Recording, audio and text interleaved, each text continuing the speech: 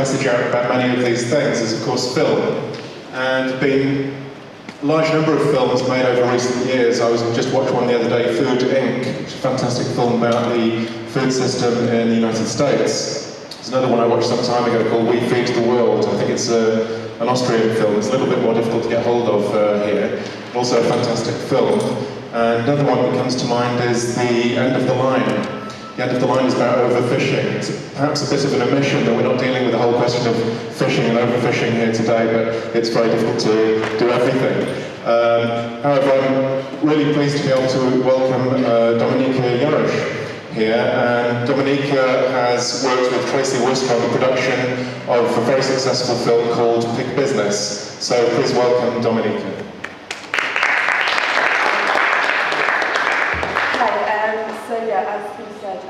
I've been working with Tracy for the last 3 years, and 3 years ago we made a film called Pig Business about the corporate takeover of agriculture, and we did this through focusing on one company called Smithfield Feeds in America, who are the biggest pig producer in the world.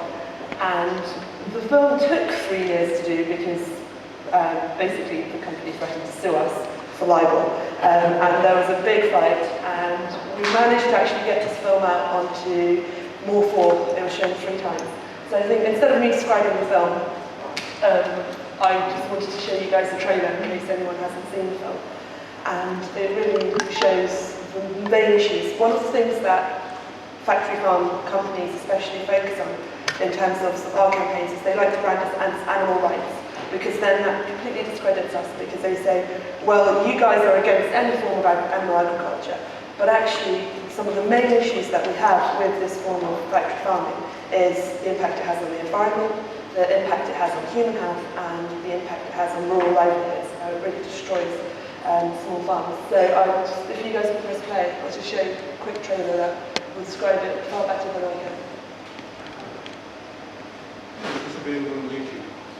Yeah, so the whole film's available to see for free on YouTube, and I've also got some DVDs of me. Agribusiness is taking poison by protein and sleep. The hogs dump their feces and urine on the floor. It goes under the hog house out to a lagoon.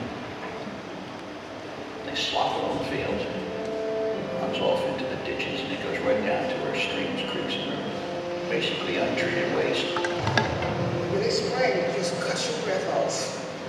And you get like phlegm in your throat, your eyes start watering, and you just get a headache. What we have is the application of industrial systems that were designed to build cars and build machines to living creatures. Kiedy pan minister opracuje normy zanieczyszczenia dla środowiska odnośnie zanieczyszczenia?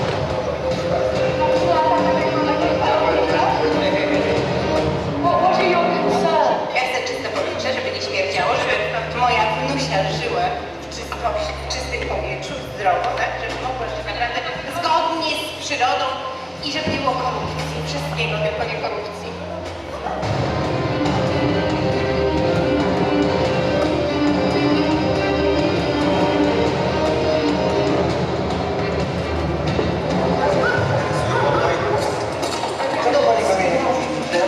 These facilities puts out 1 billion antibiotic-resistant bacteria every day that crosses the property line and threatens the health of people who live downwind of those facilities. We've got a system here which is actually causing the pigs to be carrying dangerous infections which are going to come home unhalted, and meat which may appear very cheap could be at the cost of our own lives. This is the Walmartization and commoditization of every product. The whole mission of the European Bank has been to industrialize Central Eastern European agriculture, pushing out small farmers, opening it up to takeover by foreign corporations.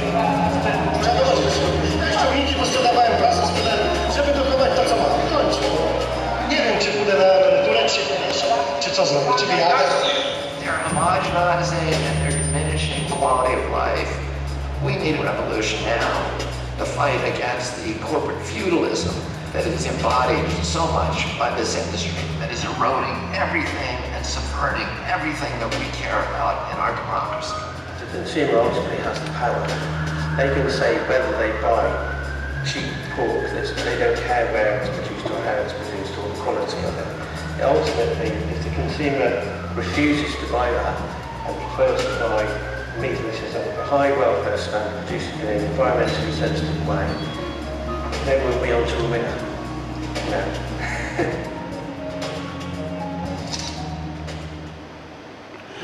So that's just a little introduction into sort of the film, and as I mentioned before, you can see the whole thing online, translated into 20 languages, and we've got DVDs here as well. And we actually managed to show this film in the UK Parliament, in the EU Parliament, and in Congress, and got a lot of politicians to come in and to listen to watch the film. But in our conversations with them, they keep on saying, oh, we're actually powerless ourselves because it's all down to, IMF and WTO regulations, and there's nothing we can really do about it. And so, I was very aware of the fact that we're talking about democracy here and that kind of stuff. So I just wanted to talk less about those kind of high-level things that we've been doing, but actually more about how this film is being used in communities around the world, where they find factory farms are coming in and, as you saw in the film, polluting and destroying the livelihoods of the local farmers.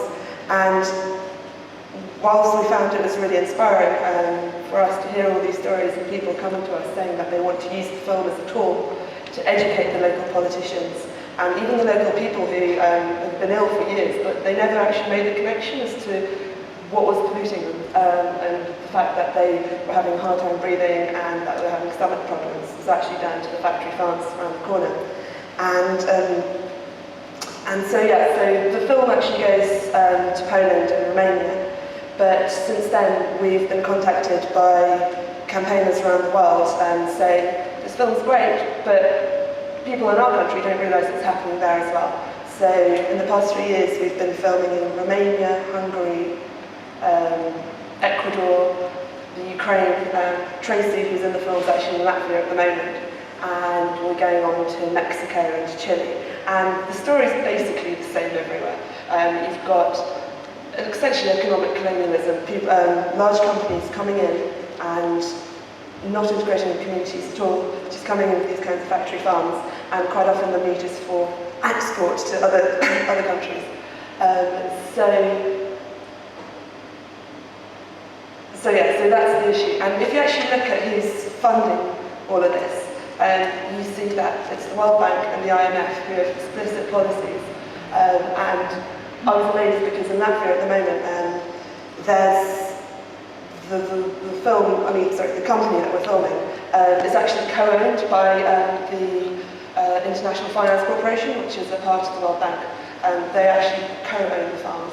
And something called the Nordic Environmental Fund is funding the anaerobic digesters. And I just wanted to talk a little bit about that and link it to the whole biofuel story, because anaerobic digesters are the corporate solution to the problem.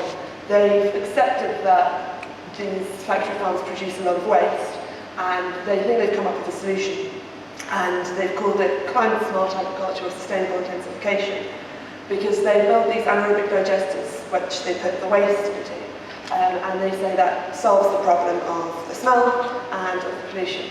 So I was a bit sceptical about this, so we went off to film in Poland this summer, and what we found is it does reduce the smell, but it doesn't kill off all the pathogens. And actually, the waste slurry isn't a particularly good material for these anaerobic digesters. So they need to put in a lot of other materials, and they've chosen corn.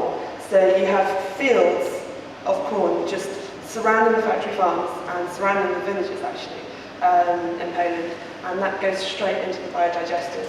They get money for building the biodigesters either from the Polish government or from the EU Rural Development Fund. They get subsidies for the corn from the Common Agricultural Policy, and then they get to sell the energy on to the Polish grid, and they get carbon credits from the Danish government because it's a Danish-owned company. So actually a lot of the profits that they get is actually from this kind of biofuels. So small family farmers in Poland really can't compete with us. So that's a really big issue at the moment that we're fighting, I suppose. And a similar issue in Poland, in the UK, because mega farms here are actually starting to encroach, and we're fighting against one specific one in Boston in Derbyshire, where they want to build a pig farm for 25,000 pigs on what's currently a green field. And they say that they have to be able to compete with exports, cheaper exports coming from abroad. And they are trying to present themselves as sustainable, saying that they've got this biodigester and it's all going to be great. But the local community is really up in arms against it. And about a year and a half ago, we put on the screening of pig business, and local people came together and actually started talking to each other and started to decide to organise and protest against it. And so far, it's been a year and a half. We've managed to get 25,000 objections, which was our goal, to have one objection for every pig that would be in the farm at any one time, and we managed to get that. Roger Moore has joined our campaign, as has Dominic West, so I hate using celebrities, but it's what gets the news. So we've got McNulty from The Wire and Bond joined the cause, and it's very much fighting these local battles on the ground and about planning. And we can talk about all the big issues as much as you like, but what it boils down to quite often is the councillors making decisions based on traffic movements, based on planning legislation, and it's about getting planning consultants who can respond to those particular points on those issues. So fingers crossed we'll manage to defeat them, but that's something we're battling against. So if you guys can sign the petition, that'd be great. And how much time do I have? That's just about it. Okay. Well, basically, just one sec. So Ecuador, Chile, Hungary, and there are people fighting it locally everywhere. And some people are winning the battle and so on. So we're just trying to connect them together and get them to learn from each other and feel that they're not alone, because quite often all these rural communities really feel isolated and think that they're on their own against these large corporate companies. So we try and give them tools to make them realise that they're part of the global struggle. That's great. Thank you very much.